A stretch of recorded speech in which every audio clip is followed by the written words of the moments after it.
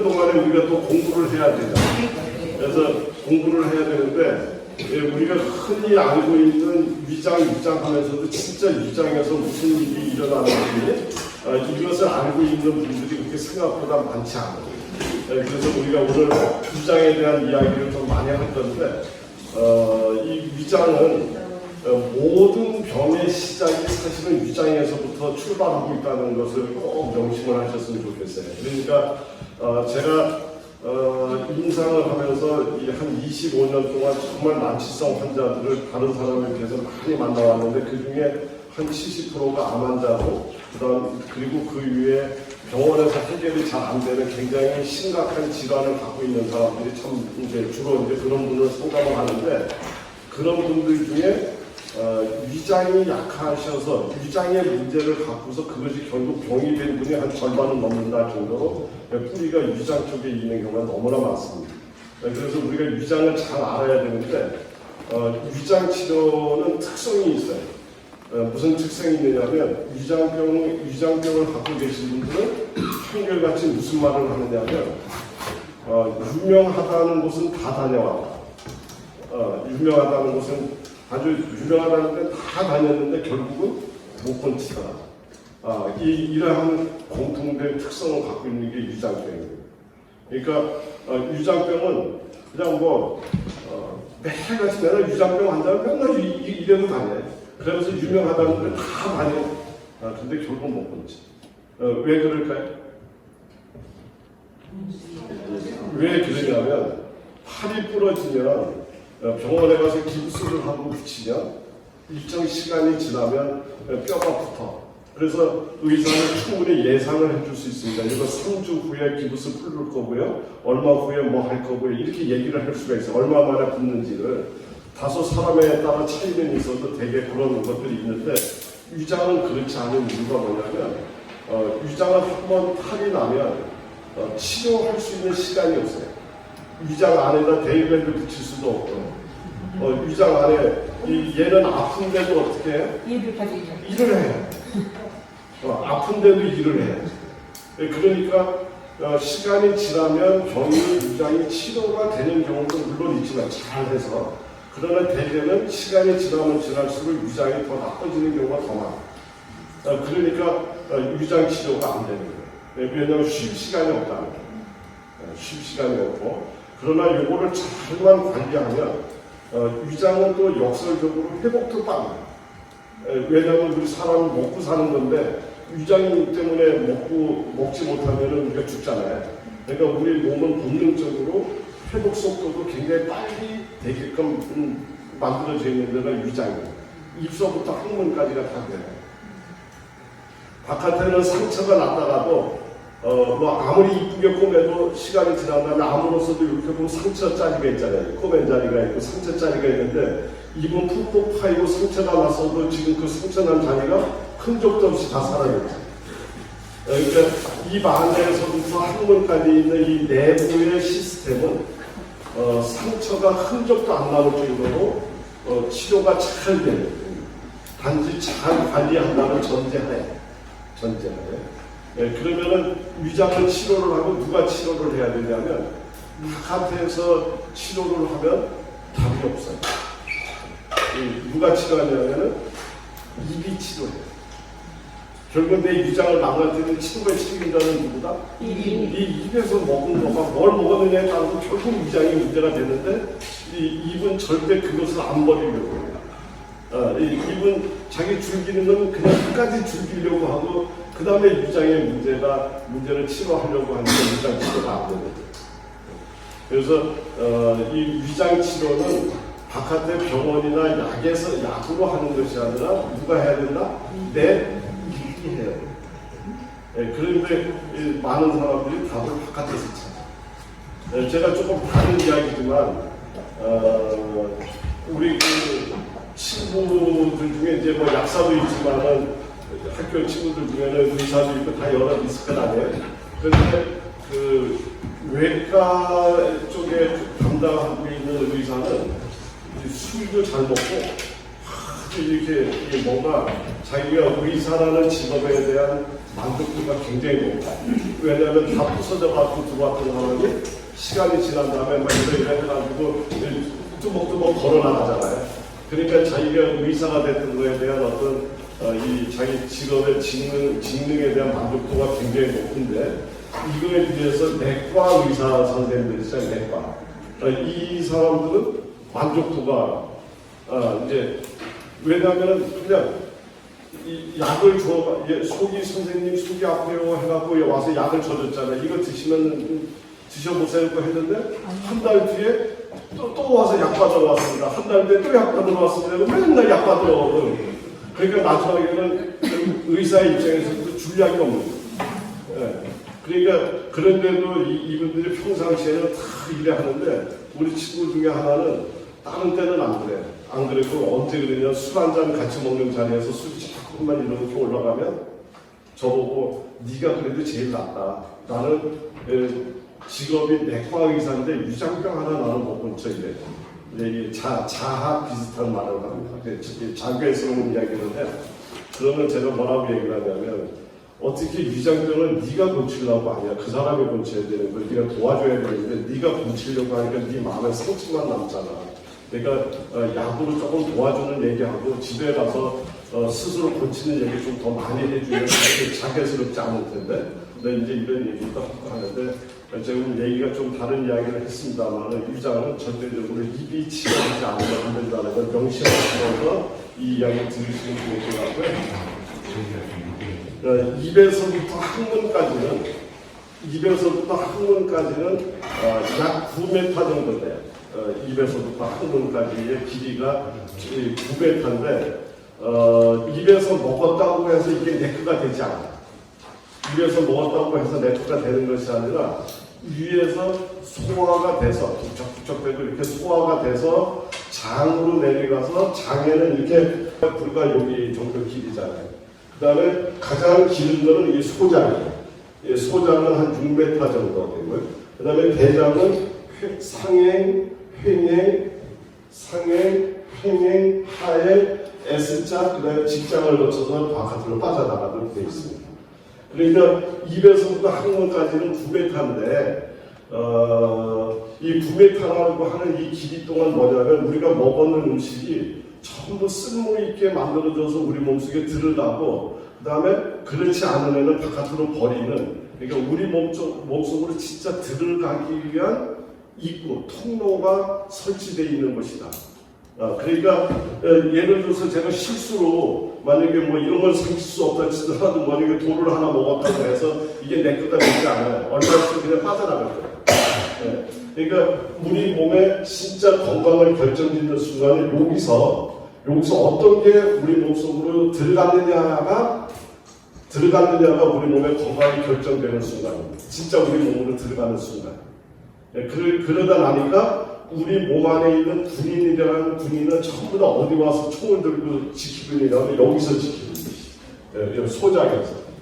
소장에서 우리 몸 안에 있는 면역세포의 75%가 거기서 전부 다 지킵니다. 그리고 그 면역세포를 생긴 거를 보면은요, 정말 탱크 몰고 다니는 애들 있고요, 소총 들고 다니는 애들 있고, 싸움은 안 하고 그냥 막 연락하고 여기 비상 걸고 하는 그런 것만 또 정당하는 이런 면역세포가 있고 다양한 면역세포들이 여기서 활동을 하면서 이제 여기 지키는데 거기서 지켰는데 그런데도 불구하고 우리 몸에 들어오지 말아야 될 애가 들어가는 순간 면역세포가 비상이 걸려서 몸속에 들어와서 투다닥 하고 싸우고 막 이렇게 전쟁이 납니다. 전쟁이 나는데 그 전쟁이 심하면 이제 우리가 알러지 반응이라고 해요.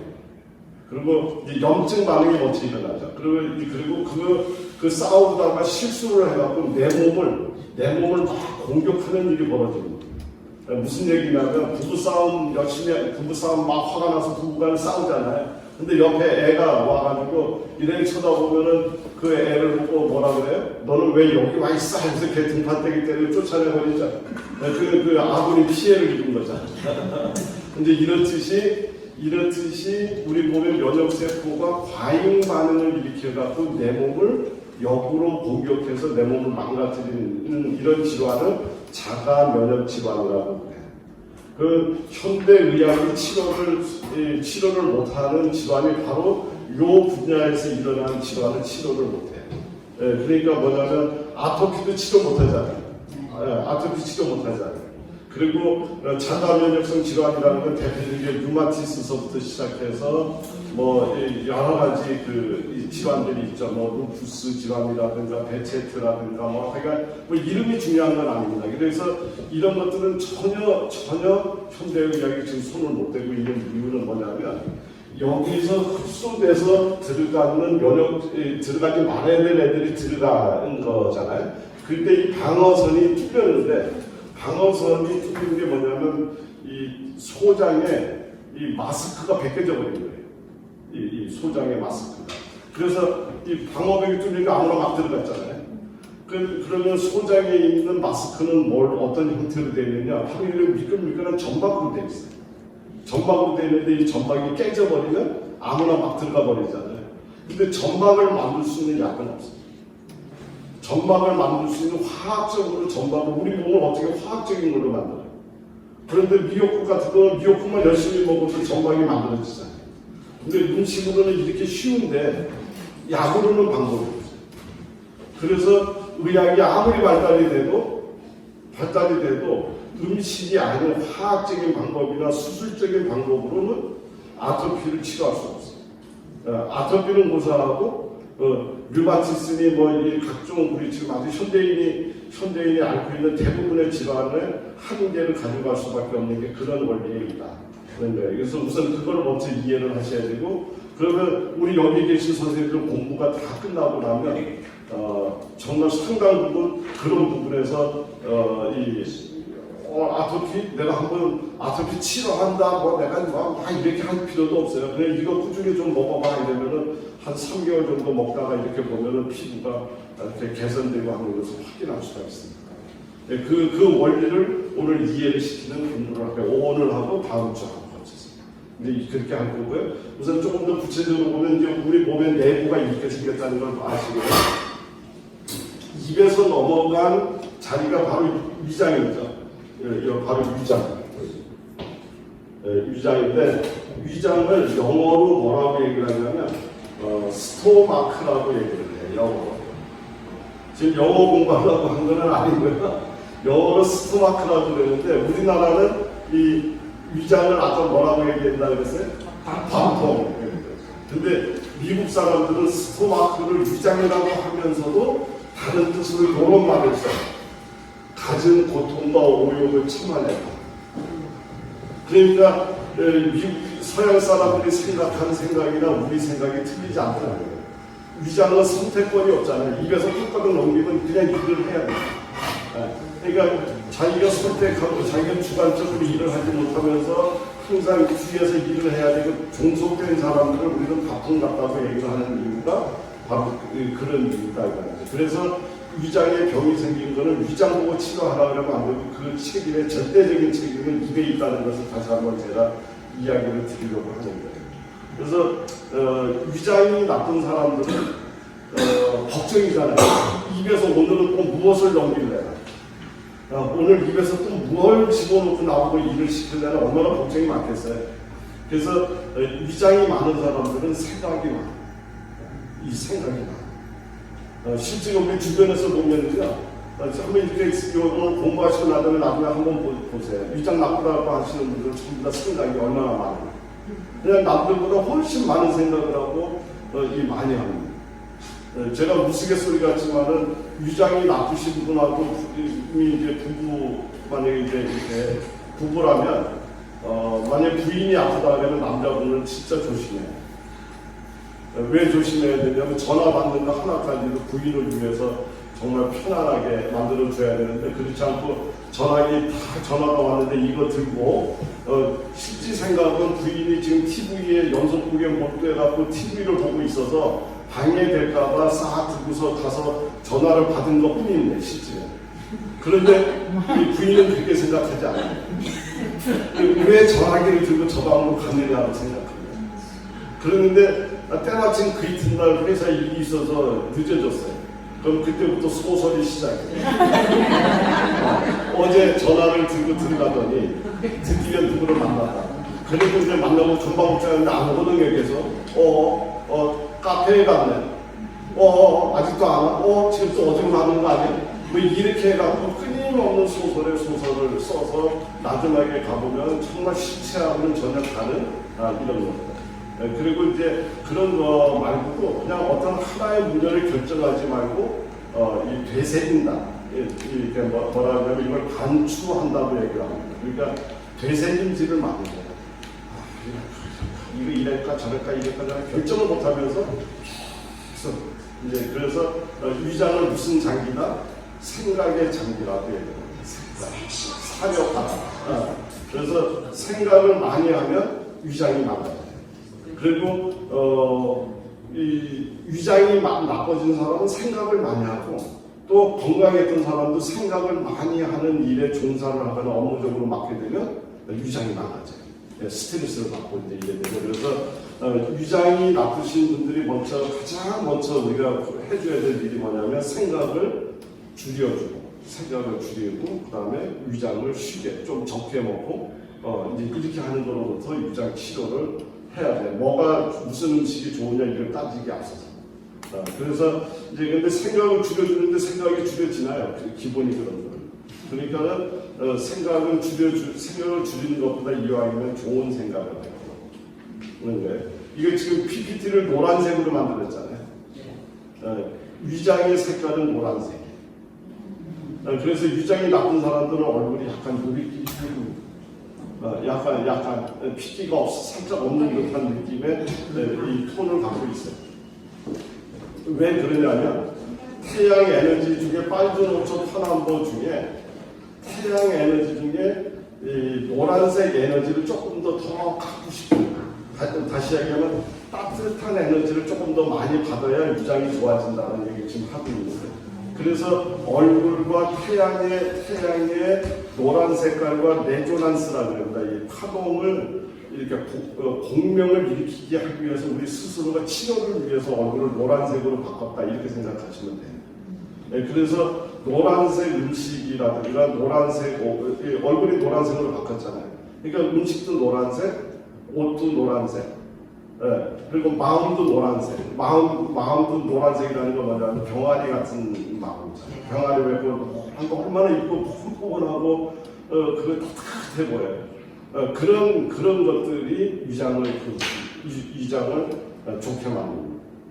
그런데 위장이 나쁜 사람한테 뭔가 여기서 말을 잘못해갖고 아주 찬바람이 샥 부는 바람을 이야기를 하면 그냥 꽁꽁 얼어붙어가지고 밥도 안 먹고 밥 먹으면 다 칠해가지고 맨날 이래고, 근데 미안해 하고 부부싸움 하고 나서도 먼저 가서 미안해 하고 내가 아까 진짜 잘못했네 미안해 하면 그게 또 눈 높듯이 싼 거고. 그러니까 오로지 따뜻함에 의해서 위장을 관리할 수 있다.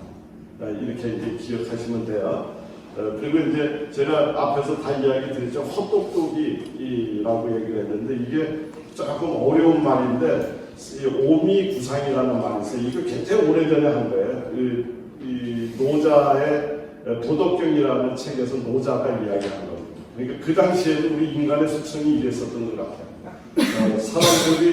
사람들이 몸을 상하게 만드는 이유가 우리 감각기관에 너무 감각기관을 좋게 하는 일에 하는 거예요. 그러니까 맛있는 거 먹고 좋은 향 나는 거, 좋은 화려한 거, 이런 것들 있잖아요. 이런 것들을 사람들이 이렇게 쫓아가다 결국은 몸과 모든 것을 다 망가뜨릴 수가 있으니까 그런 것들에 너무 쫓아다니지 마라라는 경계를 했는데, 요걸 현대인들한테 딱 적용을 해보면, 오늘 이야기를 적용을 하면 현대인들이 병이 나는 거는 오미보다도 딱 두 가지가 제일 큰 것 같아요.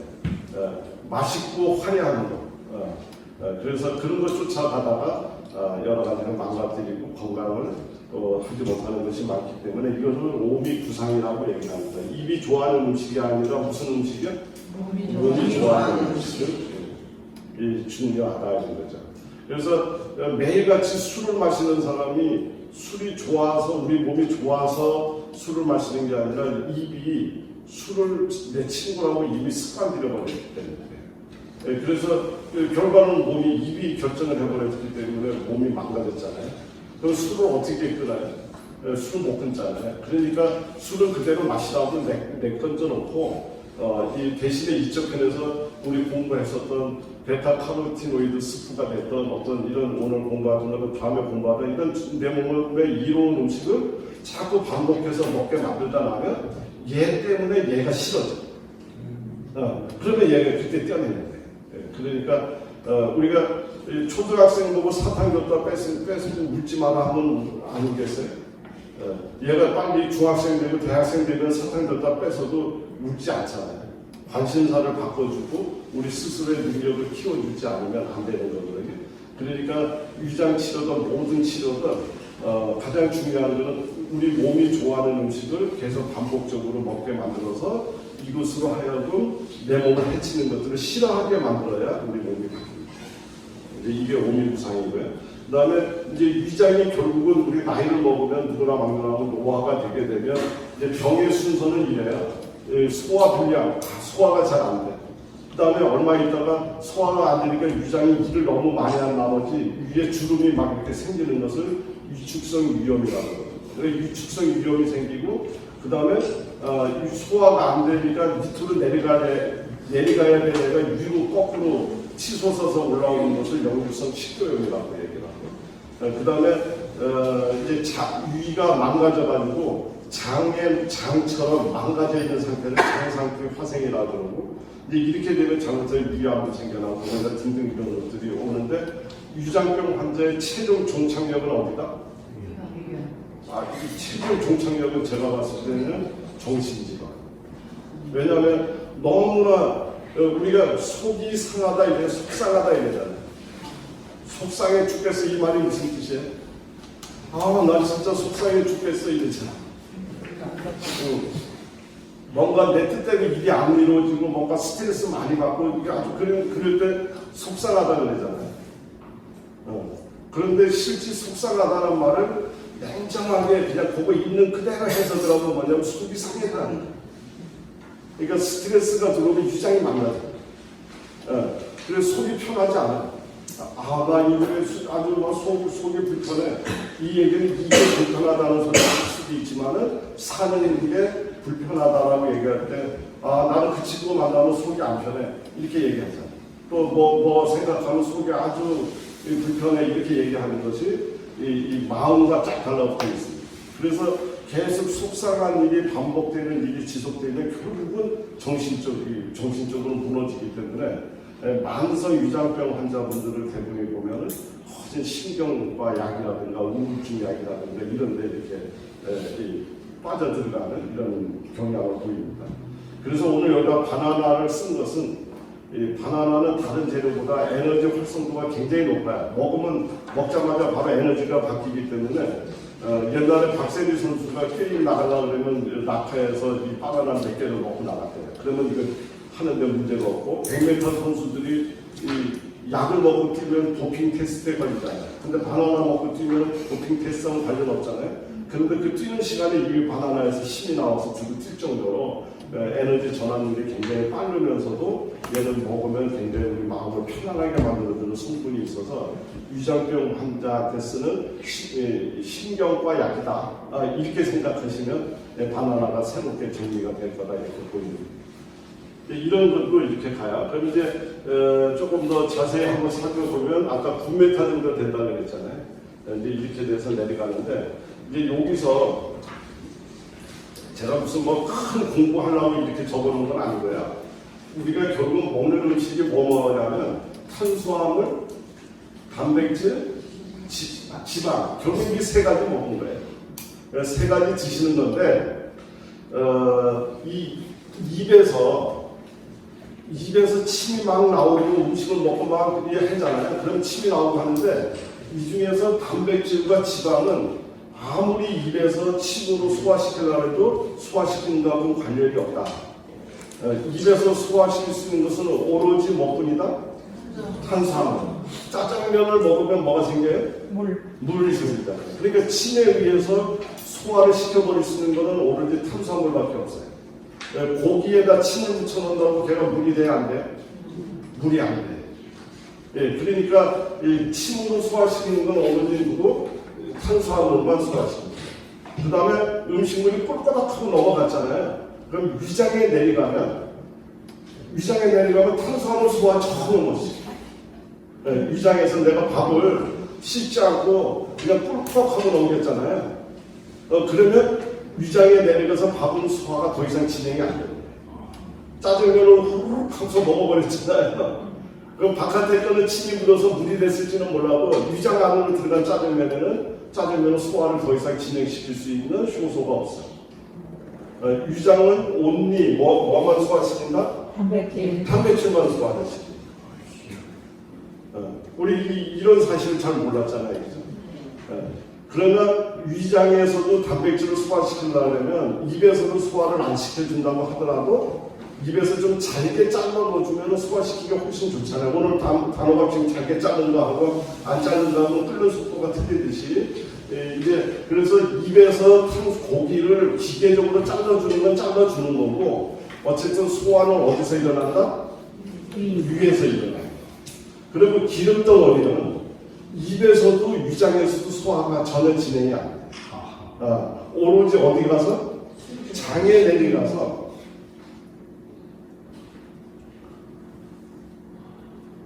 내려가서 여기 와서 여기 십이지장 여기 내려와서 여기 이 간 옆에 붙어있는 승기하고 여기 있는 우리가 얘기하는 췌장에서 나오는 요 효소액의 도움에 의해서 지방이 소화가 마무리가 됩니다. 그러니까 이제 문제는 뭐냐면 여기서 장에 내려와서 이걸 다시 가야 되겠네. 장에 내려와서 소화가 다 돼서 얘가 이렇게 흡수돼서 들어가려고 그러면 입에서 만약에 밥을 먹었어요. 밥을 먹었는데 입에서 일을 안 하고 그냥 꾹꾹꾹꾹 넘겨버렸어. 그럼 넘겨버리면 여기서 소화가 안 됐잖아요. 췌장으로 여기 장에 내려왔을 때 일을 안 하는 바람에 누가 일을 해야 돼? 췌장이 일을 해야 돼.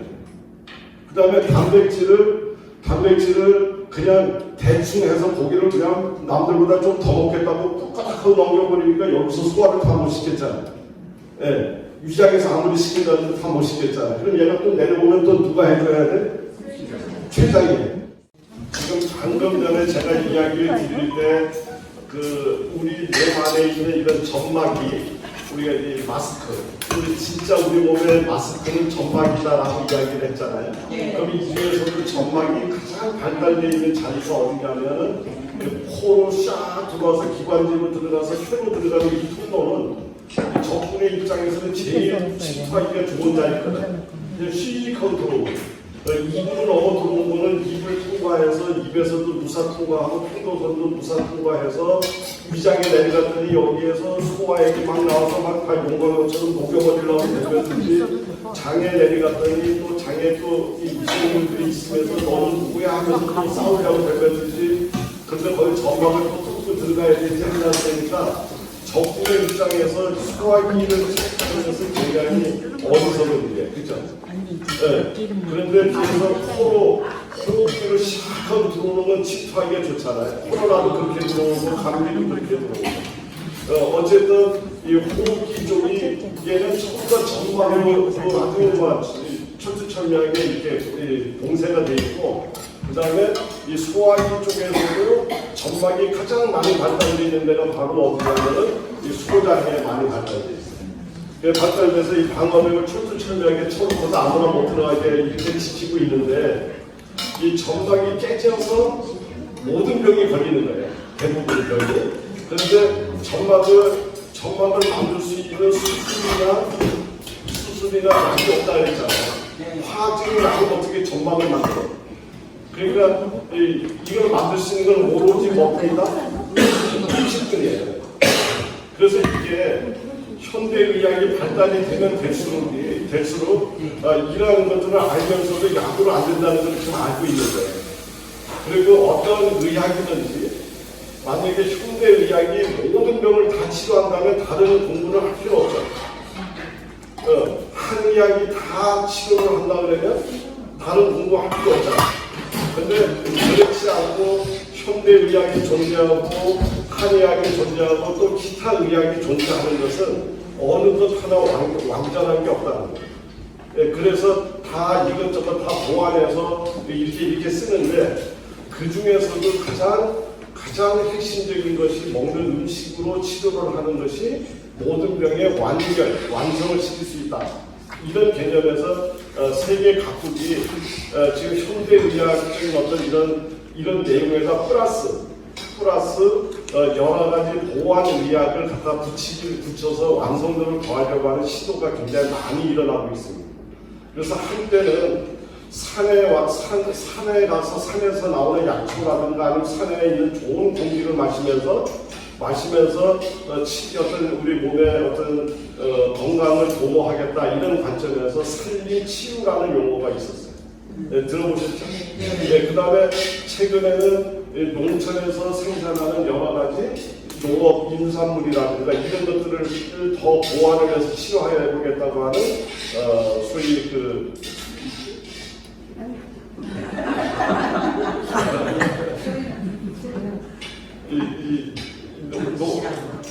농업 치유라는 것들도 지금 이제 많이 이제 시도를 하고 지금 교육을 하고 있잖아요. 그렇죠. 예, 그런데 이제 농업 치유라든가 산림 치유라든가 이런 것들을 이렇게 보게 되면 아직까지 어떤 우리 생리학적인 개념이라든가 인체 질병이라든가 이런 접근이 많이 부족해서 그냥 자연 환경 속에서 뭐 견학하고 좋은 공기 마시고 이 범주를 벗어나지 못합니다. 범주를 못하는데 최근에 양적 두 개를 어우르면서 제가 바다를 뭐라고 얘기했어요? 바다 해자를 설명하면서 바다는 사람 인자, 머릿속에 생각해 보세요. 맨 위에 한문으로, 맨 위에가 이렇게 되게 사람 인자, 밑에가 어미 문자, 사람한테 어머니가 되는 삼수변, 물. 그러니까 바다는 어머니와 같다. 예, 그러니까 이 한문은 생명 문자잖아요. 그 산을 이렇게 산을 그리라 그러니까 산을 이렇게 넣어서 모양이 이렇게 따왔는데 바다는 깊고 넓고 크고 이런 개념이 아니라 뭐라고 써놨어요? 사람한테 어머니가 되는 물이라. 사람한테 어머니가 된다는 뜻의 이 뜻은 뭐냐면 얘가 혈액이 되고 얘가 양수가 되고 얘가 땀이 되고 우리 모든 생명을 살려내는 가장 근본이 된다 그 뜻이에요. 예, 그래서 십지가 우리 사람도 마찬가지고 하다못해 농토가 땅이 죽어갔을 때 거기다가 바닷물을 살짝 뿌려주거나 천일염 뿌려버리면 그 땅이 살아나는 거 아시죠? 예, 그리고 효소에 담글 때 발효액 같은 거 담글 때 여기다 소금 조금 집어넣잖아요. 네. 그러면 그때 거기에 참여하는 미생물의 이 등치가 바뀌어요. 얘네들이 들어오면. 이게 결국은 우리 몸을 살리고 지구상에 있는 모든 생명을 살릴 수 있는 가장 근원이거든요. 그래서 이것을 토대로 해서 결국은 산림 치유니 농업 치유니 하는 말에 플러스 뭐가 나왔느냐면 해양 치유라는 말입니다. 그래서 지금 해양 치유는 너무나 우리가 앞으로 나가야 될 비전이고 우리 많은 현대인들의 생명을 구할 수 있는 가장 핵심적인 방향이라고 저는 생각을 합니다. 왜 그러냐면 지금 좀 안타까운 얘기지만 며칠 전 뉴스에 삼성 반도체가 90% 수출이 뭐 10%도 아니고 90%가 줄어들었다는 얘기 들으셨어요? 90%, 95% 했잖아요. 우리나라를 지금 끌고 나가는 거는 반도체였었잖아요. 한때는 중공업이 끌고 가고 했다가 우리나라를 지금 세계 5대 강국, 일본보다도 더 잘 사는 나라로 만들어 놓은 거가 반도체였었잖아요. 근데 그게 90%로 지금 격감됐잖아요. 그러면 우리나라를 과연 이제 앞으로 어떻게 먹고 살 건가? 우리나라 사람들이 지금 사는 것은 이미 미국보다도 더 잘 살아요. 우리 국민들이 잘 살아요. 유럽 가보셨잖아요. 유럽의 화장실하고 우리 여기 길거리에 고속도로는 아니더라도 일반 화장실을 가면 우리가 더 잘해놨잖아요. 우리는 정말 잘 사는 나라예요. 그런데 이것을 앞으로 유지할 동력이 없어요. 안타깝죠. 그래서 매우 걱정이 되는데, 저는 이제 다른 분야는 잘 모르지만 이제 건강 문제로 관련을 해서 이야기를 하자면, 이 수술이나 약으로는 하버드대 아니라 어떠한 병원을 가도 치료할 수 없어요. 현대의학은 못하는 병이 너무나 많아. 그런데 여기에 음식과 해양이 만나면 거꾸로 얘기하면 치료 못할 건 하나도 없어요. 네, 그래서 제가 저희 스승님이시면서 여기 고령에 오셔서 이제 이런 어떤 뜻을 펼치려고 이제 자리는 여기 광천에 계시면서 이게 고령에 왔다 갔다 하시면서 하셨던 박석화 회장님이라는 분이 계시는데, 이제 그분을 통해서 고령시가 얼마나 많은 대체 의학, 그러니까 건강을 위해서 시 차원에서 노력을 많이 하고 있다는 얘기를 사실은 평상시에 많이 들어왔습니다. 모든 축제나 이런 것도 다 그 일환에서 우리가 이해할 수 있는 부분들이. 그러니까 이게 조금 더 확장이 돼서 해양 치유의 본거지로 여기 만들게 되면, 그냥 제 생각이에요. 만약 본거지가 된다면 여기는 세계적인 메카가 될 수 있는 이런 환경이 만들어져 있다는 거예요. 왜냐하면 서해안의 갯벌은 모든 생명을 다 살릴 수 있는 그 내용이 거기에 담겨져 있어요. 그런 데다가 여기에 좋은 공기, 또 여러 가지 어떤 인적 인프라, 그다음에 이 여러 가지 미리부터 쌓아왔던 이런 환경과 이게 잘 접목이 되면, 저는 이게 머지않아 이런 일들이 여기서 저기서만 이제 그런 어떤 아이디어들이 나오지 않을까 하는 생각이 들고요. 그 중에서도 가장 좋은 자리가 저는 이게 고령이라고 생각합니다. 그래서 제가 한번 시간이 조금 이렇게 흐른 동안에 고령 이야기를 무슨 이야기를 할까 하고 제가 생각했더니, 정말 고령은, 그리고 그 고령이라는 그 뜻이 그 한문이 무슨 뜻이에요? 고자가 보호할 고자고 영자가. 그러니까 우리 안녕, 우리 모든 분이 안녕하세요 하는 영이잖아요. 그러니까 우리 삶을 안정하게 보호하겠다는 거잖아요. 그러니까 이름이 갖다 준 그 식은 분명히 아마 그런 뭔가가 에너지를 간직하고 있을 거다라고 생각을 합니다. 그래서 훗날 이제 그런 일들이 이 고령에서 혹여 벌어지고 있다면, 그때 여기 계신 분들이 다 하나의 역할들을 맡아서 해 주셔야 되지 않을까 생각을 합니다. 지금 이제 5분이 된 것 같아요. 그래서 한번 전체적으로 아주 잘 하셨는데, 이제 이게 처음에도 말씀드렸지만 원칙으로 하자면 그 여칠금의 심으로 이런 어떤 쌀, 밥이나 단호박이나 또 이런 또 바나나나 여기에 들어있는 것을 여칠금 심으로 소화를 시키려고 하는 거거든요. 그러면 여칠금에 소화를 시키는 건 효소가 하는 일이고, 그 효소가 살아남으려면 사실은 60도 이하에서 이 일이 진행이 돼야 돼요. 그렇죠? 그러니까 집에서 했을 때는 어떻게 하는 거냐면은 먼저 이 육수를 끓여서 그 육수 끓인 물에다가 엿질금을 풀어가지고 식혜의 기본물을 만들어 놓고, 이쪽 한편 쪽에서 이제 고두밥을 만들어야 되잖아요. 그 고두밥을 만들 때 거기에다가 단호박도 썰어놓고, 우리 고구마 감자치듯이 바나나를 넣고, 그거를 위에다 수북하게 넣고 밥을 하는 거예요. 그래서 밥을 해놓은 요 상태에다가 이쪽에 만들어놓은 식혜물을 부어갖고 보온막통에서 한 60도 정도가 유지되게. 65도 정도 유지되게. 네. 사실은 엄격히 이야기하면 36.5도가 제일 좋은 거예요. 우리 제가 36.5도잖아요. 36.5도가 우리 몸에 가장 이상적으로 발효돼서 들어가게 되는 온도가 36.5도입니다. 그러니까 그냥 우리 통상적으로 바깥에서 이야기할 때 50도니 60도니 65도 얘기하는데, 실제는 36.5도를 해서 집에서 청국장을 띄울 때도 36.5도에 띄우고, 모든 것들을 발효시키는 걸 36.5도에서 띄워보면 내용이 바뀌어요. 그래서 어떤 이런 틀을 만들어 놓고 온도 센서를 놓고 36.5도 이렇게 맞추는데, 그러니까 우리 이제 그렇게까지는 못하더라도 나중에 이것을 뭔가에 좀 기능을 올리고 뭔가를 제품을 만들려고 할 때는 그런 다양한 실험을 한번 해보셔야 되고, 지금은 그냥 집에서 저온으로 만들어서 우리 보온막통에다 하면 되는데, 보온막통을 해보니까 온도가 70도 이상밖에 좀 올라가더라고요.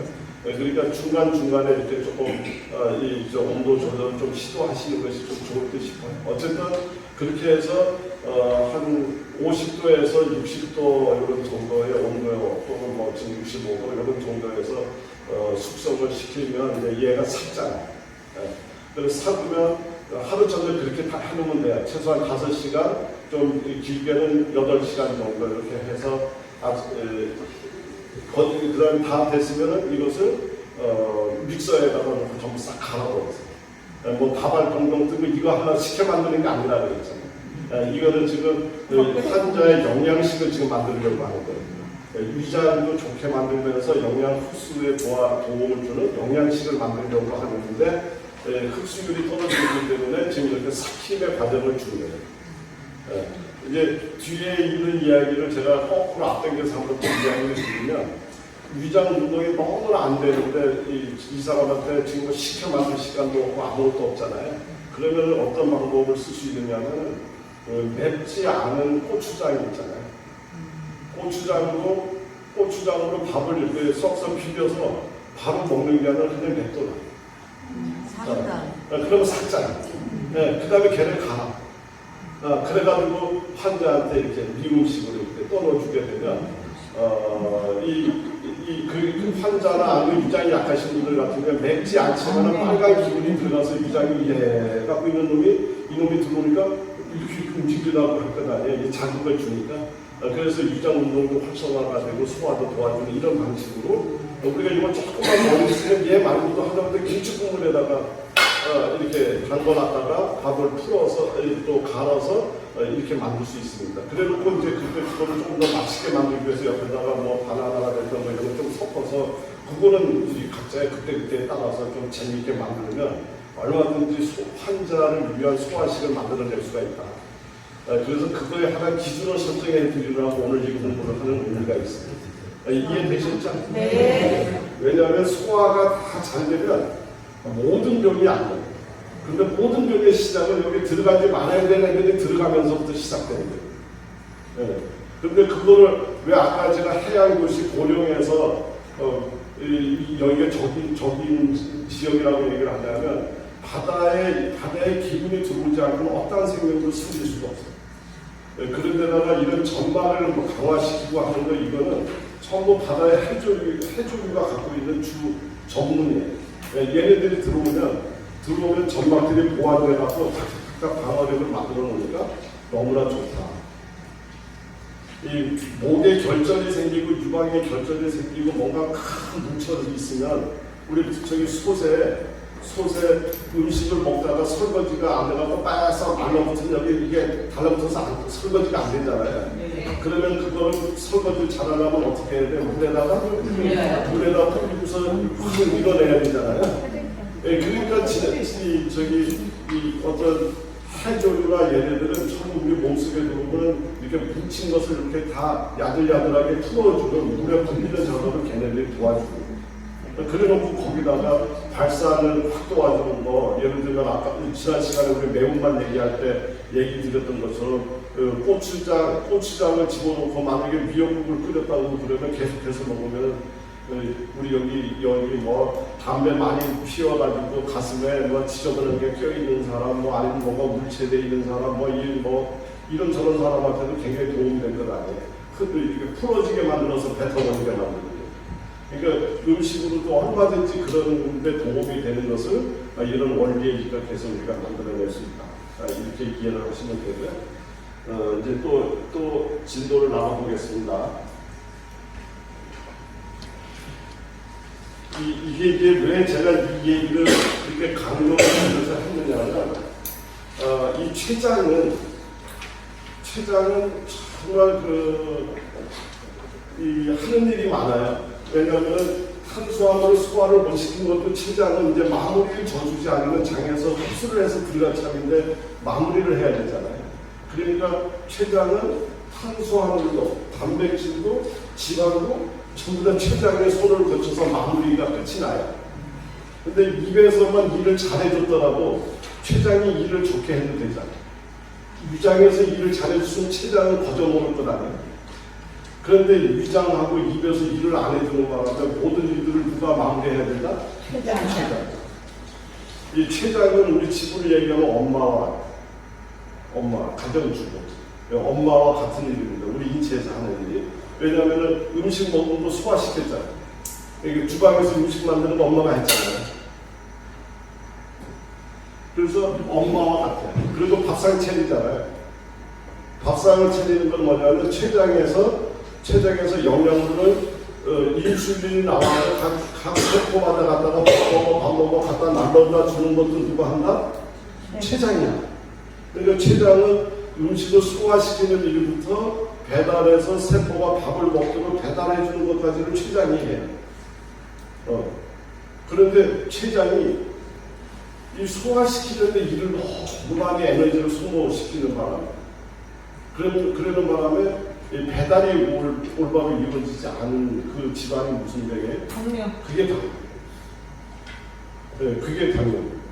그러니까 우리 가정주부가 집에서 식구들이 같은 시간에 전부 몰려와가지고 밥상 한 번 차리고 끝나는데 누구는 6시에 들어오고 누구는 7시에 들어오고 누구는 11시에 들어오고 뭐 매일에도 그때마다 밥상을 차리면 그 뭐 밥상에 들어가는 게 한 번에 정성이 들어가겠어요. 그냥 뭐 앞사람 먹던 거 옆에다 놓고 뭐 이래 되잖아요. 이제 이게 가정주부의 역할과 췌장이 하는 역할이 너무나 똑같아요. 그러면 우리가 여기서 조금 더 생각해 보면 가정주부가 밥상을 차려서 가족들하고 이렇게 식사를 할 때 식사를 만들고 밥상 차린 것만 가정주부가 했느냐 아니에요. 그거 말고 중요한 일을 더 합니다. 뭐냐면은 가족들이 식사를 하는 그 모습에서 가족의 건강 상태라든가 가족의 마음가짐을 그 자리에서 다 읽거든요. 이 남자들은 못 읽을 때 많아요. 근데 가정주부는 여지없이 지금 우리 남편이 지금 무슨 생각을 하는가, 아니면 무슨 걱정거리가 있는가, 이게 벌써 딱 체크가 되고, 저 아들내미 저 지금 뭐 하는데 지금 저 걱정거리가 있구만, 아니면 돈이 한 5만 원 필요하구만, 이런 거 다 감지가 착착착착 되잖아요. 그런데 만약에 어머니가 너무 피곤해가지고 밥상 차려놓고 그냥 가서 소파에 누워버리면 그건 모르잖아요. 췌장이 하는 일 중에 아주 가장 중요한 일 중에 하나가 바로 그거예요. 우리 세포 구석구석을 돌아다니면서 인슐린이 이 영양분을 실어다 줬잖아요. 줬는데 가서 이렇게 봤더니 어떤 세포가 옆에다가 곡간을 짓고 있어요. 창고로. 이상한 모양의 곡간을 짓고 있다. 왜 그러냐면은 앞으로 영양을 내가 갖다 주는 걸로 먹으려고 하지 않고 다른 별도의 라인을 통해서 영양분을 먹겠다는 심산이 느껴지는 곡간을 짓고 있다. 이것은 전문 용어로 영양막이라고 얘기해요. 영양막을 씌우고 있는, 영양에다 막을 탁 씌워갖고 뭔가 별도의 라인을 지금 만들고 있어요. 이거 수상하잖아요. 그 영양막이 생겨나면 바로 그 세포는 암세포로 바뀝니다. 왜냐하면 이제 정상적인 방법에 의해서 자기가 살아갈 궁리를 하는 것이 아니라 다른 방식으로 살아가려고 얘가 지금 뭔가 모색을 하고 있는 거거든요. 그게 췌장이 딱 발견을 해서 그때마다 얘를 깨부셔야 돼요. 근데 정상적인 췌장이 아주 여유가 있으면 그 일을 잘해내는데 췌장이 너무 지쳐버리면 그 일을 못하니까 여기저기 암세포가 생겨나고 우리 몸에서 사전에 막아내지 못한다. 물론 지금 얘기하는 것은 영양막 이론이라는 이론을 제가 설명을 드리는데 이 영양막 이론은 아직까지 정식으로 등재된 이론은 아니고 가설인데 굉장히 현상적으로 너무나 잘 맞기 때문에 암 환자를 치료하는 방법에 췌장 효소를 바꾸서 치료하는 방법이 굉장히 좋은 성과를 보이고 있습니다. 그거는 영양학 이론이라는 근거하에서 문제를 풀어가고 있는 거예요. 그러니까 그거는 곧 머지않아 공식 이론으로 이제 전제가 된다고 저는 보고 있고요. 제가 왜 이런 얘기를 길게 드리냐면 우리나라 사람은 췌장이 서양 사람들에 비해서 매우 좋아요. 6분의 그러니까 한 20분의 정도가 좋아요. 그런데 지금 서구 사람이랑 동일한 방식의 서구화된 식단이 지금 우리 여기 왔잖아요. 그러면 미국 사람이 100명 중에 20명이 당뇨가 걸렸다면 우리나라는 거기에 20%니까 얼마예요? 예, 더 많은 사람이 우리는 걸리는 것이 당연하다. 그래서 우리가 지금 미국보다도 당뇨병 증가율이 1위예요. 예, 우리나라 1위 하는 거 좋아하잖아요. 그래가지고 당뇨병 증가율 1위, 유방암 증가율 1위, 무슨 암 다 1위 올라가 있잖아요. 이것이 전부 다 우리의 몸 구조와 안 맞는 식생활을 지금 하고 있기 때문에 그렇다. 요즘에 아이들은 아이들이 또 큰일 나요. 요즘에 젊은 사람들의 체형하고 우리 체형이 좀 틀리죠. 기존에 우리는 다리가 좀 짧죠. 이 배가 좀 길지. 그러니까 하체에 비해서 이 상반이. 근데 서양 사람들은 다리가 길잖아요. 근데 우리나라 젊은 사람들이 지금 서양 사람들 모양으로 쭉쭉쭉쭉 해서 다리가 길어졌잖아요. 물론 외간 사람들은 그게 멋있을 수 있어요. 더 좋을 수도 있는데 그거는 뭐냐면 옛날 사람들은 이 장에서 오랜 시간 동안 머무르지 않으면 안 되는 그런 식사를 주로 했던 사람들이에요. 우리는요. 그래서 이 장이 굉장히 잘 발달되어 있던 구조를 갖고 있는 사람들인데 지금 젊은 사람들은 장을 발달시켜서는 안 되는 거예요. 왜냐하면 고기를 먹기 때문에 고기가 썩었을 때 심각한 독성이 나옵니다. 그러니까 이 장 안에다가 고기를 오랫동안 머물게 해서는 안 되는 거예요. 그래서 이 장의 길이를 줄여서 빨리 내쫓아버리는 구조를 해야만이 지금 살아가기 때문에 장을 축소시켜버립니다.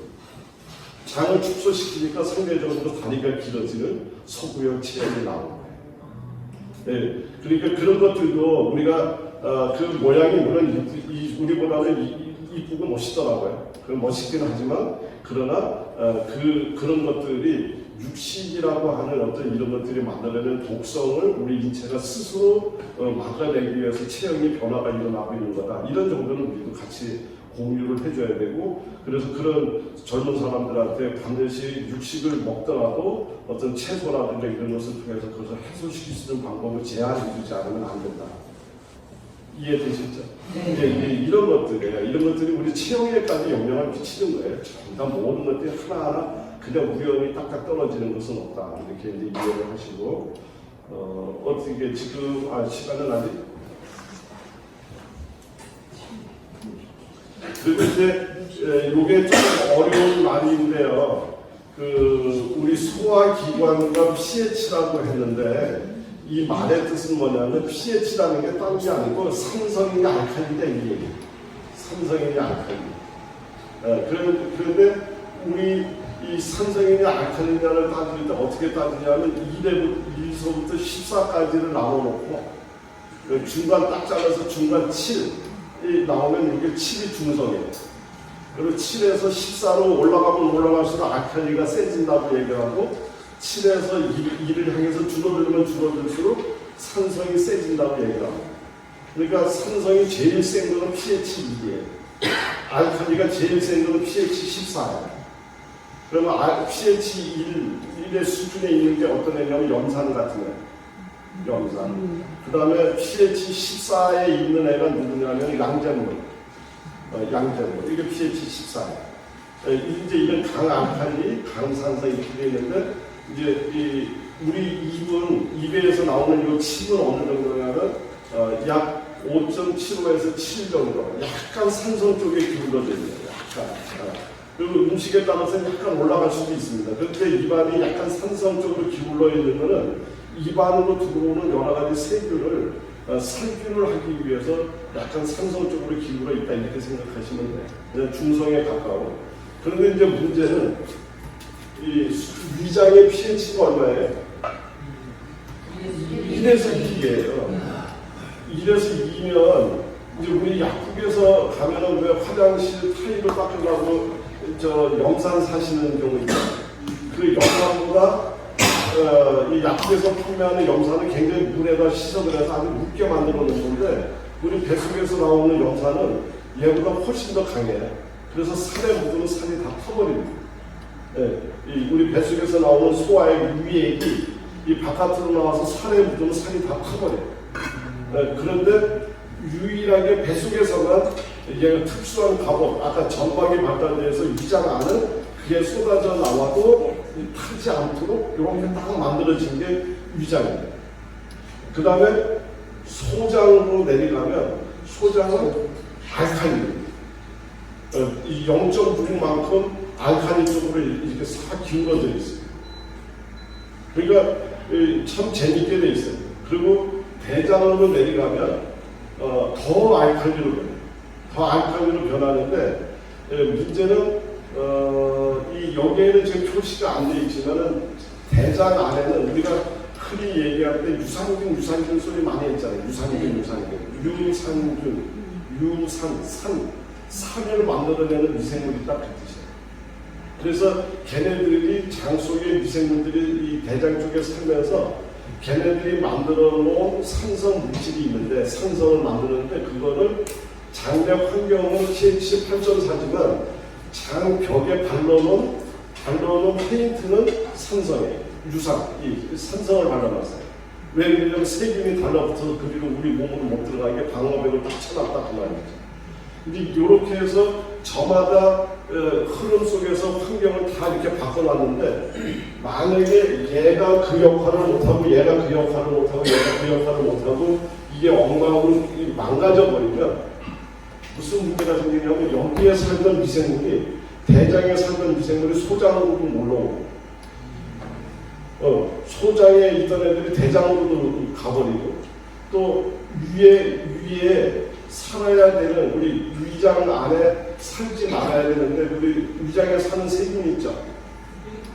뭐 어떤 세균이 살아요? 아유 전부 다 뭐 불안전해요. 그러니까 다른 데 가면 뭐 헬리콥터인가 막 이러는 여기 뭐 헬리콥터 박사 그러니까 역시 번역이 아주 가장 뛰어납니다.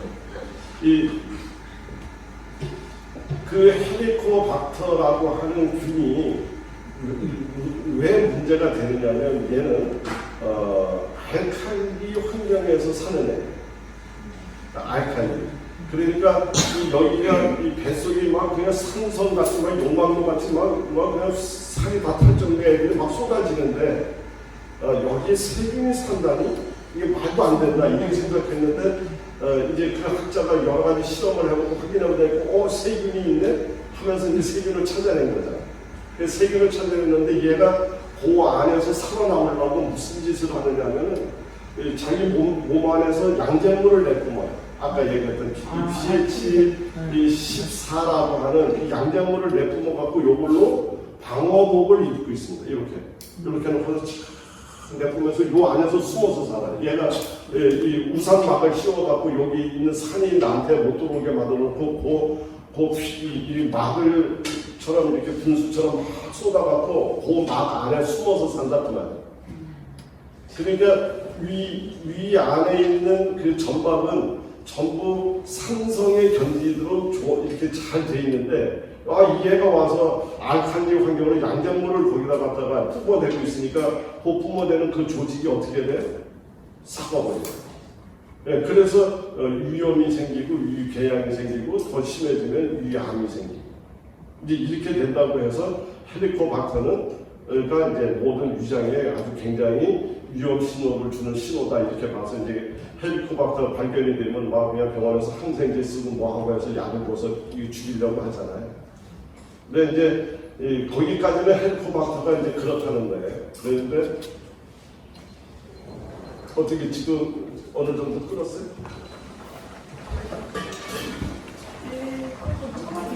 잘 끌었어요. 잘 이렇게 한번 이렇게 눌러보시고 요거가 이제 여기서 제가 팁 하나 드리면 그 바나나가 있잖아요. 바나나가 이렇게 한참 끓이면 색깔이 하얀 색깔에서 약간 보랏빛 띄는 듯한 이렇게 색깔로 싹 변화가 일어나는 시점이 있습니다. 그 정도 색깔이 났을 때 이 단맛이라든가 얘의 맛이 정점이 변하는 것 같아요. 제 경우에는. 그 상태를 보시고서 아직까지 푸른빛이 보이지 않았으면 조금 더 끓여요. 예? 푸른빛이 돌아요? 더 끓여요. 네, 그럼 조금 더 끓이세요. 그러면은 우리 20분까지 끓여보자고요.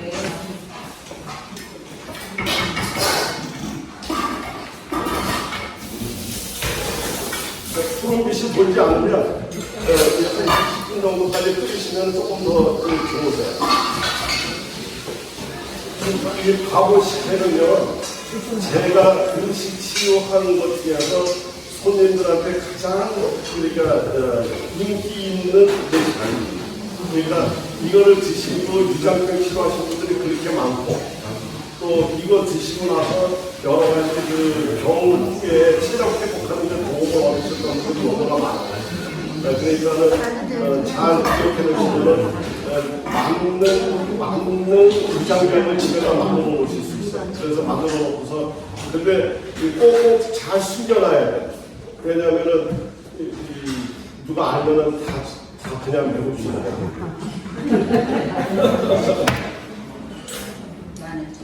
네, 그래서 이제 헬리코박터 이야기 조금만 더 하면, 근데 이제 이 헬리코박터가 이제 이게 양념물을 뿜어내고 이러니까 이놈 죽이는 게 맞네 이렇게 우리 생각했잖아요.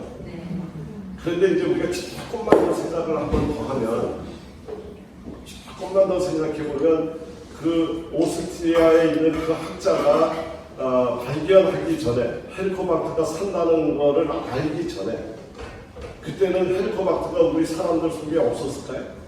있었죠. 그러니까 옛날 사람은 몰랐지만 그냥 있는 대로 살아왔던 거죠. 그 옛날 사람은 다 위암에 걸렸나요? 아니잖아요. 그러니까 이제 우리가 제가 이런 것들을 막 무시하고 막 그냥 쾌세라세라스 하라는 얘기를 지금 하려고 하는 것은 아니에요. 굉장히 중요하고 또 우리가 받아들이고 처리해야 될 건 해야 되지만 그러나 이런 문제를 놓고 너무 호들갑스러우면 안 된다.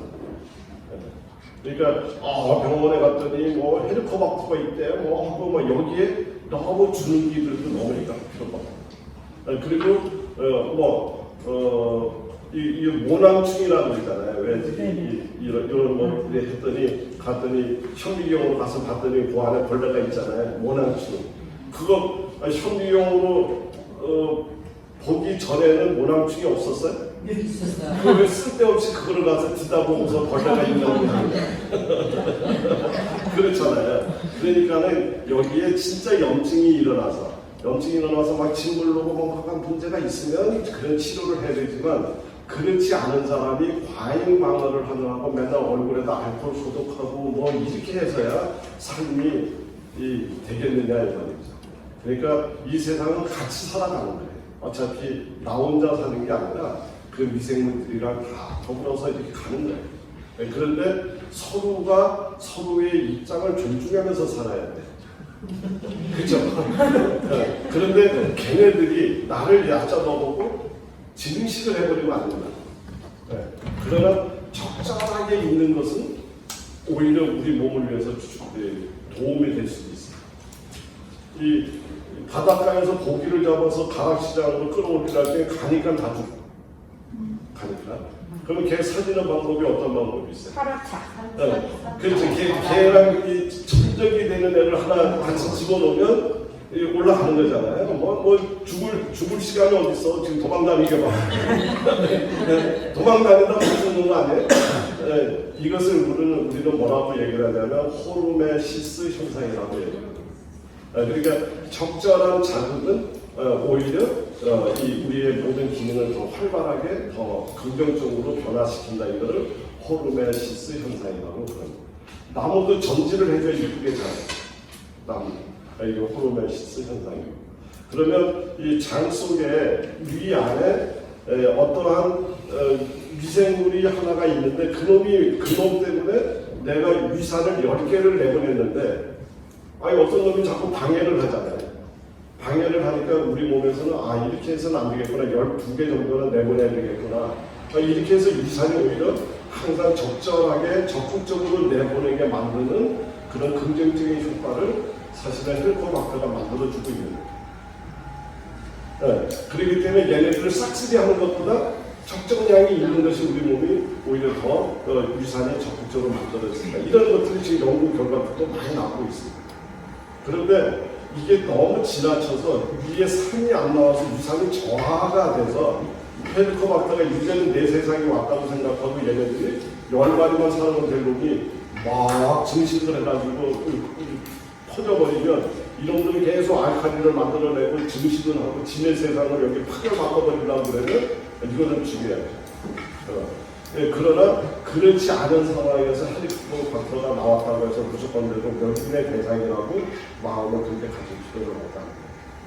이해되시죠? 네. 그래서 가장 중요한 거는 아랫물이 망가려면 윗물이 망가야 되듯이 우리 위장이 건강해지려면 제일 먼저 입이 일을 많이 해야 돼요. 두 번째는 위장이 건강해야 돼요. 위장이 건강하다는 건 위산이 잘 나와서 들어오는 것마다 다 열걸로처럼 수분을 시킬 수 있는 슈퍼 위장이 돼야 돼요.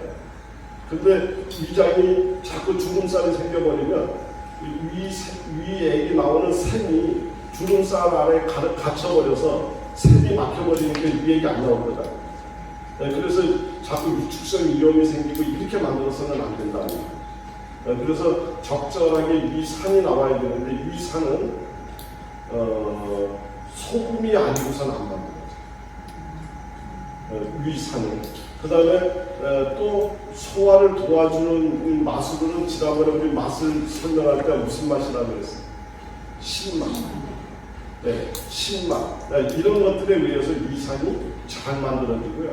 위장 운동을 막 활발하게 이렇게 움직여지게 자극을 주고 움직이게 만드는 거는 경우에 따라서 약간의 매운맛이나 아니면 쓴맛에 의해서도 위장 운동이 활발하게 일어날 수 있습니다. 네, 그래서 여름철에 식욕이 떨어지고 위장 운동이 잘 안 되고 이 밤낮에 일으면 뭐 먹어요? 이 쓴맛 왜 가서 이게 꽉 짜서 그렇죠. 뭐 우리 고령은 던지면 나오네. 잉어초 없잖아요, 쓴 거.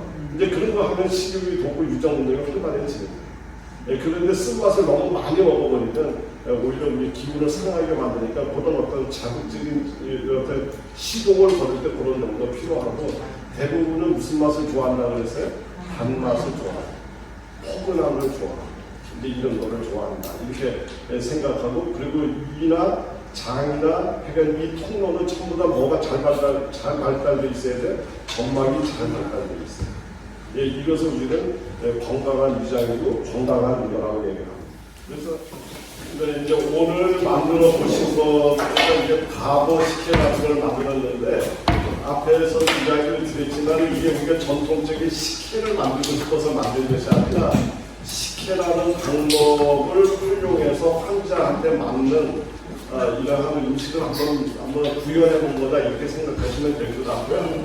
그러면서도 오늘은 지금 무, 양배추, 스테이랑 이거를 집어넣어서 만들었잖아요. 육수를 끓였잖아요. 그러면 무는 소화를 도와주고 양배추 위 점막 강화시켜주고 생강, 위장 따뜻하게 만들어주고 이제 이래서 위장의 조건을 이제 가급적 좋게 만들면서 다시마에 있는 여러 가지 미네랄 성분이라든가 점막 강화 성분에 도움을 얻고자 해서 이렇게 만드는 거예요. 그리고서 단호박은 노란색이기도 하지만 속을 따뜻하게 만드는 아주 굉장히 좋은 영양식품이거든요.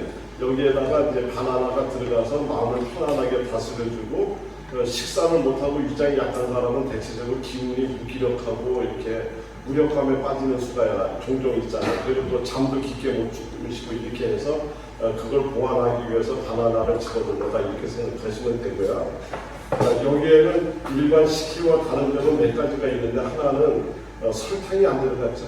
네, 설탕이 안 들어가서 모든 환자한테 사용하셔도 되고요. 여기서 당뇨가 있으신 분 같은 경우는 바나나를 빼고 바나나는 사실 써도 괜찮습니다. 근데 이제 바나나를 빼고 그냥 단호박 위주로 하셔도 좋고요. 단호박은 당뇨를 치료하는 데도 굉장히 유익한 작용이 있어서 좋고요. 그리고 육수를 끓일 때 양파라든가 이런 것들을 더 보강해서 끓이시는 방식으로 이렇게 변화를 시킬 수 있고, 간 기능이 약화되어 있는 사람들한테 이것을 쓴다 그런다면은 우리 미나리 끓였던 그 물 있잖아요. 그 물을 끓여서 그 물로 식혜의 기본 베이스로 삼고 이렇게 하시면 돼요. 그러니까는 아주 자유자재로 운영하실 수 있잖아요.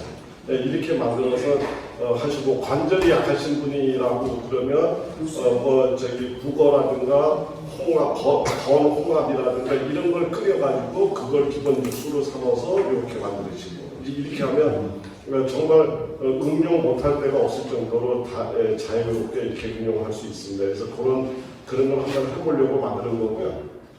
지금 이거를 만들 때 비교적 만약에 묽게 만들어서 다 만들고 난 다음에 계속 끓이면 얘가 뭐가 될까요? 조청으로 바꿔놓아서 집에다 저장을 할 수도 있습니다.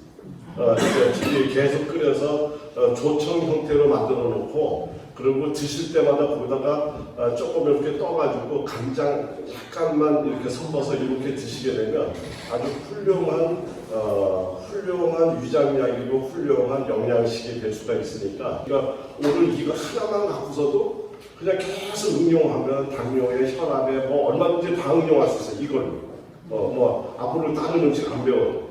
이럴 정도로 그러면서 속이 얼마나 편안하겠어요. 이렇게 드셔보시면. 그리고 여기 우리 일조에서는 끓이고 나서 다시마를 버리지 않고 전부 다 같이 넣고 가르셨거든요. 어떤 분한테 좋겠어요? 변비 있고 잘 나쁘신 분은 그렇게 하시면 더 좋잖아요. 그러니까 이거는 사용하기에 따라서 무궁무진하게 응용력을 넓히면서, 그러면서 먹으면서도 맛있고 이제 이렇게 하니까 상당히 좋은 방법이라고 생각하게 되고요. 이제 마무리를 조금 지면 이제 우리 그 위장, 아까 그 위 있잖아요. 여기에서 음식을 한 번 먹을 때 그 무서운 염산이 보통 어느 정도 쏟아져 나오느냐면 500ml 정도 쏟아져 나와요. 보통 사람의 경우에 500ml면 맥주 클래스 하나. 이게 음식을 딱 먹으면서 콱콱콱콱 하고 위에 막 쏟아져 나와요. 그리고 조금 많이 나온다 싶은 사람들은 750ml 정도. 맥주 클래스 한 컵 반 정도. 엄청나게 나오는데, 밥을 먹으면 여기에 위에 그냥 밥 말아놓은 것처럼 출렁출렁하게 들어가야 돼요. 그런데 두 가지 부류의 사람들이 있습니다. 하나는 뭐냐면 그것보다도 더 나오는 사람이 있어요. 그것보다 더 나오는 사람. 이거를 전형적인 위산과다라고 그래요. 그리고 위산과다 환자는 아무리 위벽이 그 산을 견디도록 구조가 돼 있어도 산이 너무 많이 나오니까 위에 잘못하면 그 점막이 손상되고 위장이 망가지는 우려를 굉장히 많이 갖고 있습니다. 그런데다가 이 사람들은 소화액이 많이 나오니까 어때요? 먹는 거에 돌았으면 배가 고프다 그러고 먹는 거에 엄청나게 자신감을 보여요. 그러니까 그러면서도 막 과식하고 그래요. 그러다가 이게 파열도 위산이 많으니까 상처가 나도 크게 날까요? 적게 날까요? 크게. 그래서 내시경 같은 거를 해서 보면 위염이라든가 궤양이 굉장히 비교적 뚜렷한 형태를 보이고 있는 사람들이에요. 그래서 맨날 이러면서도 밥 먹자 하면 또 이만큼 먹고 이제 이게 전형적인 위산 과다의 환자분들이 갖고 있는 특성이고요. 요거와 반대로 위산 저하증 환자분들이 있어요. 위산 저하. 500m가 안 나오는 거예요. 그러니까 밥을 먹으면 소화를 시켜야 되는데 소화액이 적으니까 이게 세워라 매워. 밥 먹자 그러면 또 맨날 밥만 먹냐 너. 근데 이런 스타일이에요. 여기 항상 끄덕해갖고 소화를 못 시켜요. 근데 이 사람들은 소화를 남들은 벌써 2시간, 3시간 만에 소화 다 끝내고 다 내려보내버렸는데 여기는 지금도 이래고 있어요. 그러니까 위장이 일을 다른 사람보다 곡절을 더 하는 거잖아요. 그러다 보니까 위벽이 얇아지고 얇프리해져가지고 이제 구겨지기 시작하는 거예요. 이거를 우리는 위축성 위염이라고 그래요. 그리고 그 사람들은 내시경을 해보면 위산이 별로 없으니까 이 상처가 났어도 심하게 났어요? 안 났어요? 심하게 별로 안 났어요. 네, 그래서 병원의 의사가 10중 8구는 이런 얘기를 합니다. 그 위험이 있기는 있는데 여기저기 조금씩 흩어져 있는 미란성, 이렇게 미란성 위험입니다. 이런 표현을 하거나 아니면 대단치 않아요. 이렇게 표현을 합니다.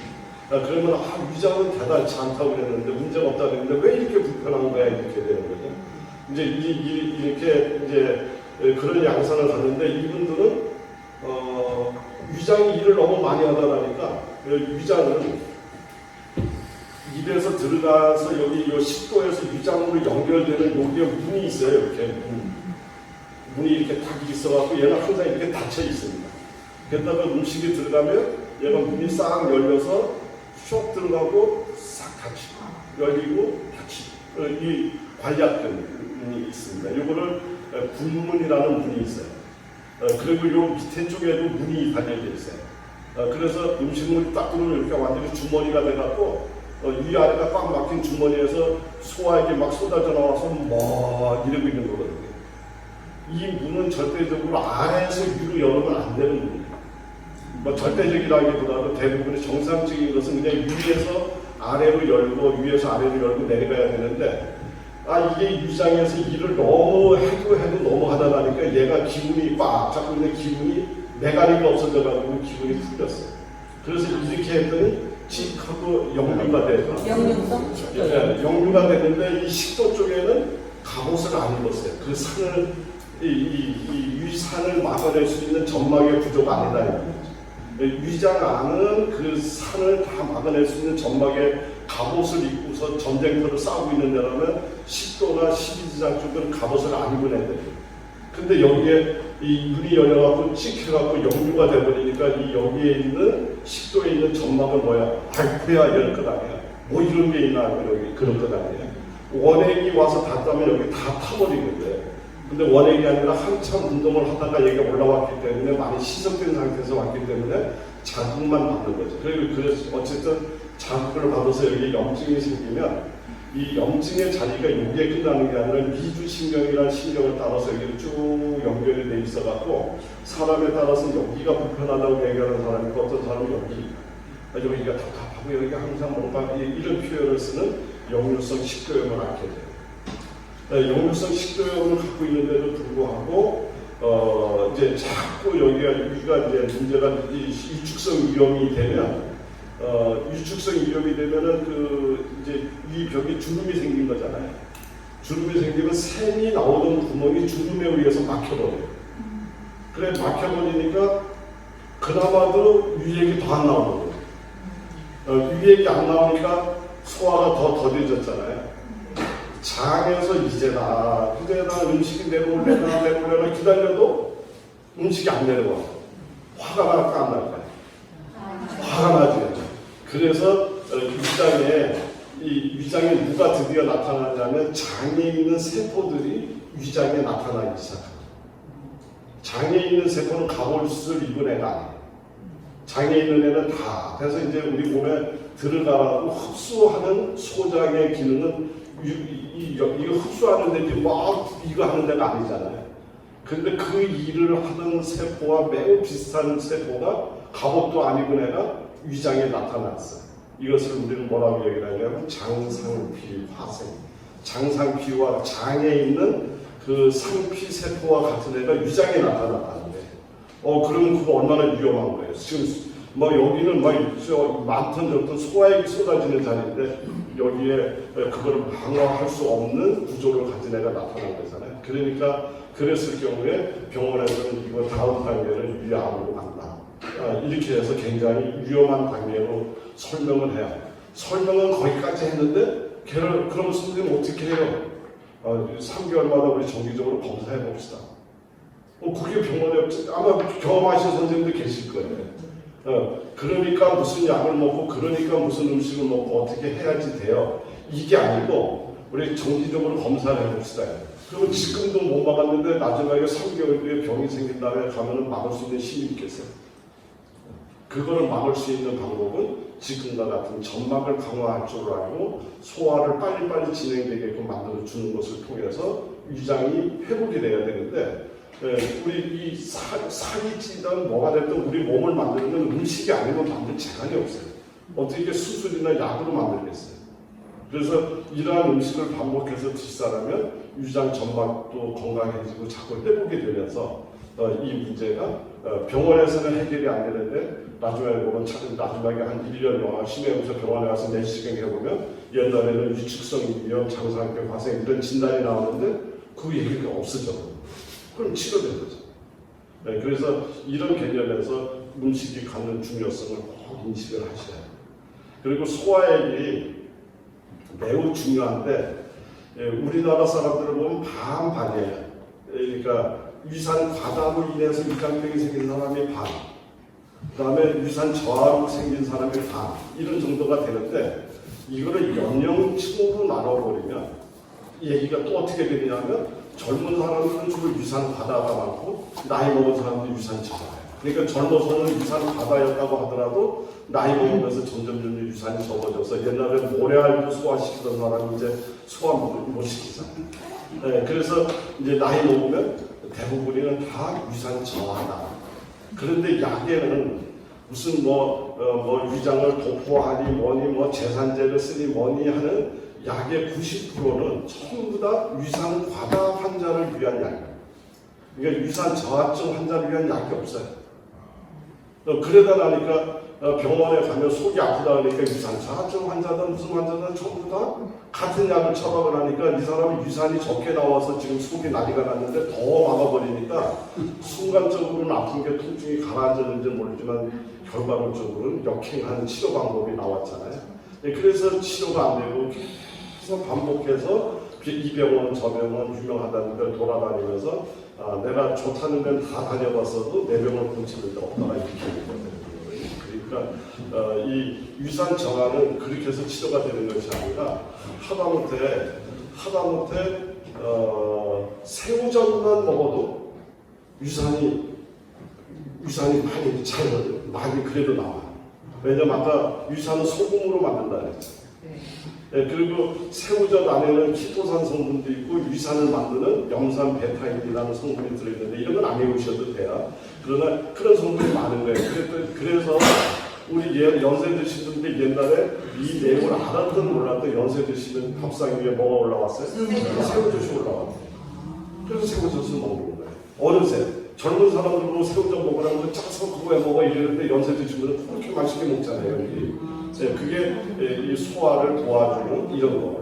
그리고 하다못해 소화가 명이 떨어지면 밥에다가 짝꿍 넣어서 짝꿍이 좋은데 짝꿍 넣어서 먹고 이런 개념보다도 오히려 무말랭이 같은 거, 무말랭이를 말려. 그러니까 무말랭이 원래 맞는 거죠. 그러니까 부서지도록 이제 이렇게 말려서 걔를 잘게 해서 밥에다 넣어도 되지만 이왕이면 무말랭이 하고요. 그 다음에 마 있잖아요, 마. 네. 끈적끈적한 점액질, 네. 연근, 이런 거 하고, 그 다음에 지금 오늘 했던 단호박, 이런 거 하고, 이거를 말려가지고 부셔서 이렇게 통에다가 한 통 담아놔요. 담아놓고 밥을 할 때마다 얘를 한 숟갈씩 집어넣어서 밥을 하면 그 밥이 얼마나 맛있겠어요. 작국을 넣지 말고 얘를 넣어서 밥을 하게 되면 채소를 싫어하는 학생마저도 뭐가 들어가는지도 모르고 밥을 먹어요. 정말 맛있어요. 간장만 있어도 쏙쏙 비벼 먹으면 밥이 맛있어요. 그리고 옆에 된장국 하나 10개 끓여놓고 이래놓고 먹으면 식사 뚝딱 되는 거잖아요. 엄마표 양념간장 이게 다 갖다 놓고서 이게 먹으면 되잖아요. 그런데 그게 위장약이고 소화를 도와주는 밥이라 이 말이죠. 그래서 거기다가 이 톳 같은 거라든가 다시마 물 이런 걸로 물을 하거나 아니면 그 채소 말린 거를 집어넣을 때 톳까지 집어넣어요. 그리고 만약에 팽이버섯, 새송이버섯, 표고버섯 이런 것까지 말려서 거기다 더 섞어놓으면 면역기능까지 올라가고 경기는 뭐예요? 걱정을 하겠어요. 그렇게 해요. 이렇게 해서 말린 채소를 잘 말려서 이렇게 만들어 놓고 작곡은 입맛에 맞도록 소화 상태 봐가면서 조금씩 섞어서 이렇게 드시면 정말 이거 꾸준히 드시면 그냥 밥 하나가 이미 혈액을 맑게 만들고 장을 건강하게 만들고 유병을 튼튼하게 만드니까 어느 순간에 이미 위장병은 다 치료가 돼 있는 이런 상황이 되는 거잖아요. 그러니까 이런 개념을 잘 이해를 하시고 집에서 활용을 하시면 위장만 건강해지면 위장이 건강해진 상태는 뭐라고 얘기를 하냐면 속이 편안하다. 이 세상 속 편안하게 살면 되잖아요. 그렇죠? 걱정 갖지 말고 속 편하게 살면 되잖아요. 그러니까 그런 식으로 해서 하시면 좋을 것 같고 오늘은 이제 물론 우리 이론 강의를 더 쭉 해서 더 공부를 많이 하려면 이제 30분까지 내가 달려야 되는데 지금 대략 중요한 거 많이 한다고 머리에 많이 들어가는 게 아니라 지금 중요한 메시지는 제가 전달이 된 것 같아요. 혹시 질문 있으면 질문 받고 아니면 이제 오늘 여기서 마감하냐. 네. 육수 낼 때 말랭이를 육수를 내도 되나요? 됩니다. 왜냐면 무가 이제 안 좋은 시기가 있잖아요. 그럼 말려놨던 애들 가지고 육수 내도. 네, 무하고 무말랭이 차이가 뭘까요? 수분이 나야 되고 같이 영양소가 더. 비타민 D가 많이 생성되죠. 아이고 너무 어려운 용어를 쓰셨어요. 이제 이 무의 입장에서는 우리 생명의 신비라는 건 끝이 없어. 그리고 무가 몸에 상처를 입었잖아요. 무의 입장에서. 막 자르니까. 그러면은 자기 몸에다가 이 소독도 하고 자기 상처를 치유해야 되잖아요. 근데 지가 손이 있어 발이 있어. 그러면 치유를 해야 되면 누가 해주느냐면 미생물한테 부탁을 해요. 미생물한테 부탁을 하려면 미생물이 그냥 오는 거 아니잖아요. 미생물에 먹이를 줘야 되잖아요. 그래서 무말랭이가 되는 순간 얘는 그 몸 안에서 미생물이 좋아하는 먹이를 열심히 생산합니다. 그게 올리고당이에요. 올리고당이고 이제 그러면은 그게 단맛이 나는 거예요. 그럼 그거를 먹으러 미생물이 와서 먹고 그거에 대한 대가로 상처 치유 물질 이눌린이라는 걸 만들어줘요. 그래서 걔가 상처가 되는데 치유가 되는데 그 이눌린이라는 것이 우리 장 속에 들으면 기가 막힌 우리 미생물의 먹이가 되고 장을 건강하게 만드는 면역 물질이 돼요. 그러니까 똑같은 거라도 얘가 어떻게 가공되었느냐에 따라서 이렇게 내용이 바뀌어져요. 그래서 이 무말랭이 먹으면 달잖아요. 맛이 바뀌었잖아요. 예. 그러니까 미생물, 식물의 세계에서는 끝까지 그런 변화들이 있어요. 예. 마늘을 생마늘에서는 생명을 보호하는 알린이라는 성분이 마늘을 감싸고 지키고 있는데 얘가 부서지는 순간 그 다음부터 치유 물질로 바뀌어요. 그래서 알린이 알리신이라는 걸로 바뀌어요. 그래서 자기 몸을 치유해요. 우리는 지금 치유 물질이 필요한 거죠. 그래서 삼겹살집에 갔는데 통마늘 내는 집이 있으면 아무도 가지 마. 잘라놓은 집을 가야 돼. 그게 치유 물질이 당연해요. 그런 개념에서 이 식물 얘기는 끝이 없을 정도로 우리가 알고 있는 이상의 정말 신비로운 일들을 많이 해야 됩니다. 그러니까 그런 것들을 잠깐 이해하면 우리가 우리 몸의 어떤 부분을 얘한테 도움을 얻을까 이런 걸 찾아낼 수가 있어요. 지금 무말랭이 질문 하시는 바람에 대답이 엄청나게 많이 나오는데 좋은 질문을 주셨어요. 좋은 질문. 그래서 마늘을 많이 구워서 먹으면 그것도 당뇨에 안 좋다고 하는데 그것도 당뇨에 있는 사람이 많은 순마늘을 많이 먹으면 왜 당뇨에 안 좋다고 했는지는 모르겠는데 당뇨에 저는 일단은 도움이 될 거라고 생각을 하고 있고요. 구워서 드셔도 어쨌든 마늘이 갖고 있는 여러 가지 항산화 작용이라든가 이런 것들이 당뇨의 합병증을 예방하는 데 굉장히 훌륭한 식품이거든요. 그래서 괜찮을 거라고 저는 생각을 하고요. 그러나 이제 간혹가다 이런 오해들을 하는 것 같아요. 당뇨에 이게 참 좋다고 해요. 어떤 이 물질이. 근데 먹고 나서 가서 당을 체크했더니 당뇨가 나온 거예요. 그러니까 당이 나쁘다라고 얘기를 하는데 그러니까 우리가 입으로 들어온 모든 음식은 당이 있는 거예요. 그러니까 생명체가 살으려고 한 첫 번째 작업이 태양빛을 받아가지고 포도당을 만드는 것로부터 생명이 시작되니까 어떠한 식물이든 어떠한 거든지 당을 갖고 있다. 그런데 걔를 많이 먹으면 깻잎을 많이 먹어도 당은 올라가요. 물을 먹지 않는 이상. 그러나 얘가 우리 췌장에 부담을 주는 단맛이냐 아니면 오히려 췌장의 기능과 에너지를 회복시켜주는 데 도움이 되는 단맛이냐 이렇게 봐야 되거든요. 그런 의미에서 지금 단호박 같은 경우는 단맛이 굉장히 강하잖아요. 먹고 나서 측정하면 당연히 당이 올라가야죠. 올라가 있는데 그러나 단호박에서 만들어내는 당은 췌장을 건강하게 만드는 단맛이에요. 그래서 꾸준히 드시다 췌장 기능이 오히려 더 활발해지고 좋아져서 인슐린 분비도 척척하고 먹도 더 척척하고 해서 근본적으로는 당을 치료할 수 있는 힘을 갖는다. 이렇게 생각하시면 되고요. 그런 연장선에서 이제 이 마늘을 구워서 드시는 것이 당을 망가뜨릴 거라고 생각을 안 하는데 이제 문제는 뭐냐면 얼마나 꾸준히 할 수 있느냐. 그러니까 오늘 막 한 컵 먹었잖아요. 근데 내일 가서 안 먹어. 그래서 한 일주일 있다가 생각나면 또 한 컵 먹어. 야, 마늘이 좋다는데 이래 되면 이거는 의미가 별로 없어요. 한 알씩이라도 매일같이 먹어요. 그리고 이것을 먹을 때 내가 무슨 마음가짐으로 먹느냐가 또 하늘과 땅의 차이입니다.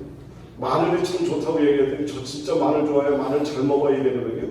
그 얘기하고 지금 내가 이 마늘 한쪽을 먹는 이유는 예를 들어서 우리 성인이니까 관리비 부전 치료용으로 나는 먹고 싶다. 정력을 튼튼하게 먹고 싶다라고 생각하고 매일같이 하나씩 먹으면 얼마 안 있어서 그 효과가 나타나요.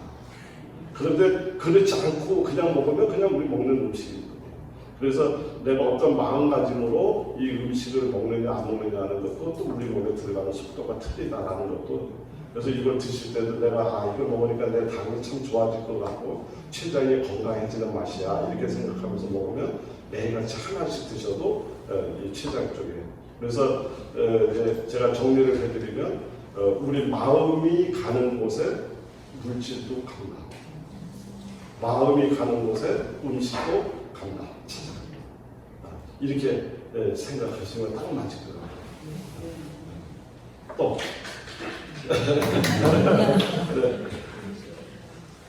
네. 그럼 없는 걸로 하고 오늘은 여기서 마치겠습니다.